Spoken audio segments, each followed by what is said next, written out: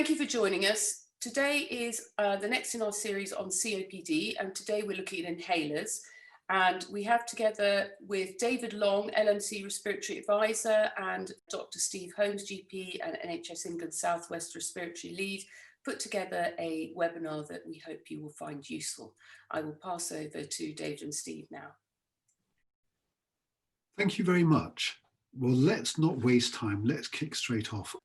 So many people, when they're diagnosed with COPD for the first time, are provided with an inhaler. Why are these inhalers important? So this is very much depends on your disease. In terms of asthma, for instance, I know this is a talk about COPD. The cornerstone of asthma treatment is the inhaled corticosteroid. This is the drug that keeps the airways stable, keeps the airways less inflamed, and stops asthma symptoms. And the salbutamol used for asthma is very much for emergency use only. However, with COPD, that's the exact opposite in terms of the bronchodilators or the class of drugs we use, such as salbutamol or your blue inhaler. That's very much there for opening up the airways and allowing you to breathe more easily and have minimal symptoms. In terms of the inhaled steroids for COPD, that's very much for considered use only by clinicians. So there are various medications that are used, and there are also different types of inhaler as well, aren't there? Yes, there certainly are. But in terms of the types of inhalers, there are three types at the moment. We have what we call a dry powder inhaler. As it says, it's a dry powder that when you inhale quite deeply and quickly, you can get the drug onto your lungs effectively. There's a pressured metered dose inhaler. And these are the more typical ones that people use that have a little canister on top that you press down, or you may open up the front and suck in, which is automated, but still pressurized, that come out with a mist.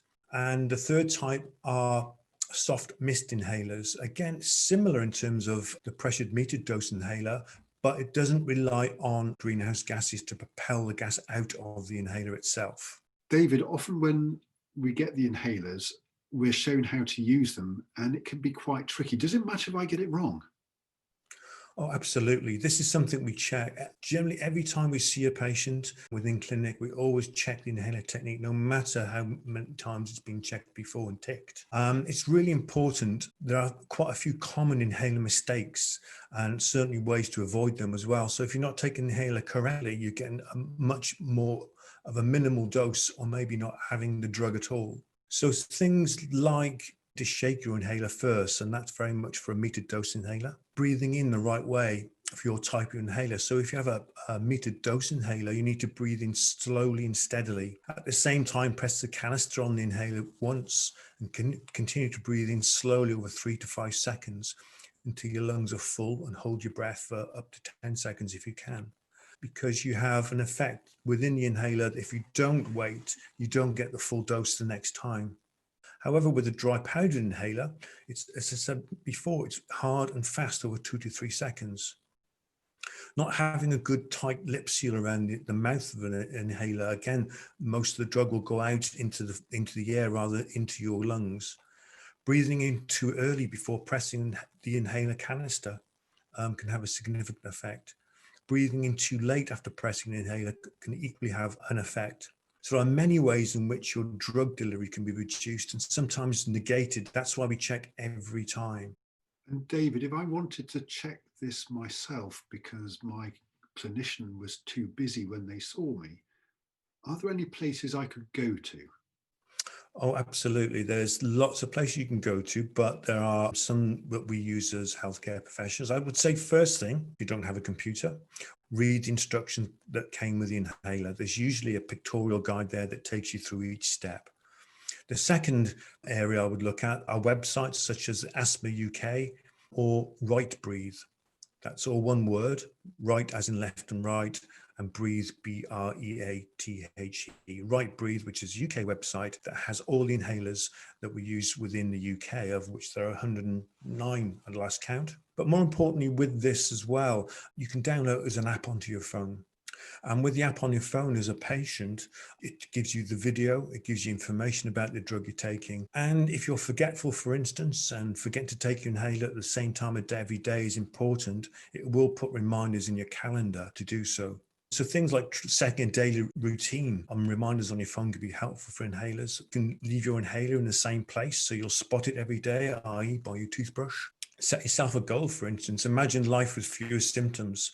What would you do? And one of those things with any disease really is making sure you take your medication. So other ways as well, if you haven't got access to the information I've mentioned in terms of the web, or you've thrown away the leaflet, etc., you can ask your GP or practice nurse to go through the inhaler technique, and certainly now you can do that via the video conference facility.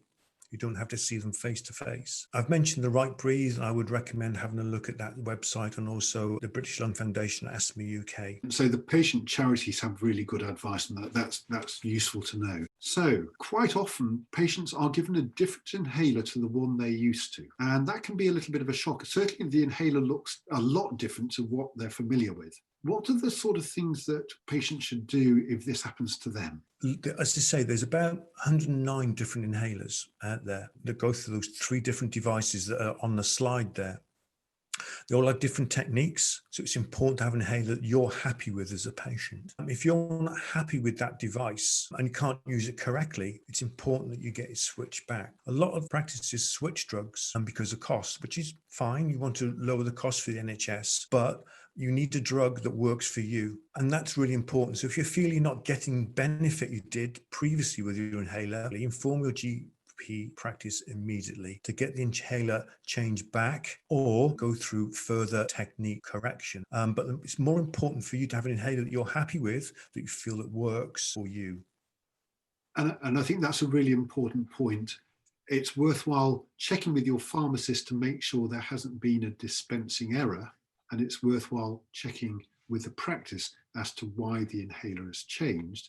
And although sometimes this is to make sure that we use the money given to the NHS effectively, sometimes it can actually be because there are better drugs available that will probably help your specific condition. I think the key thing that you've been saying, David, is talk to the clinicians and the pharmacist about it and make sure you're happy because the inhaler you use is the best one. Absolutely.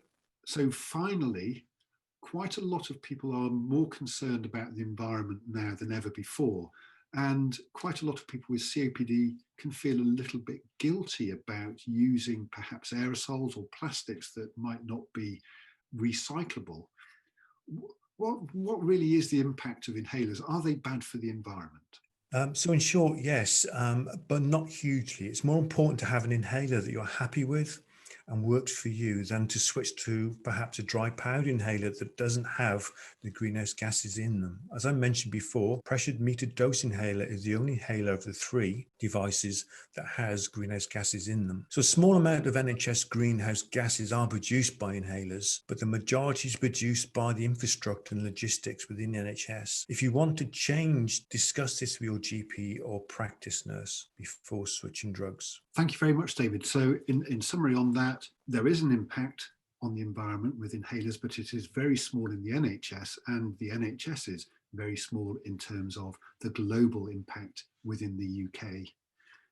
If you're interested in changing, discuss it with a healthcare professional who should be able to advise. Thank you, Steve and David, for some very useful information. Please remember that you can watch this webinar as often as you wish to make sure that you understand all the information that's been given. And in summary, inhalers help to open up the airways. They help you to breathe more easily and keep your symptoms low. It's vital that you use your inhaler correctly. For help with your inhaler, you should have instructions that come with your inhaler, or you can look at useful websites such as Asthma UK or Right Breathe or the British Lung Foundation. And if you're struggling with your inhaler, or you feel you may have been given the wrong inhaler for you, then seek help from your pharmacist or your medical team, and they will advise you accordingly. Please do look at the Further Information Handouts section on this website for more information to help you with your COPD. Thank you very much, and thank you very much for listening. Thank you, and goodbye.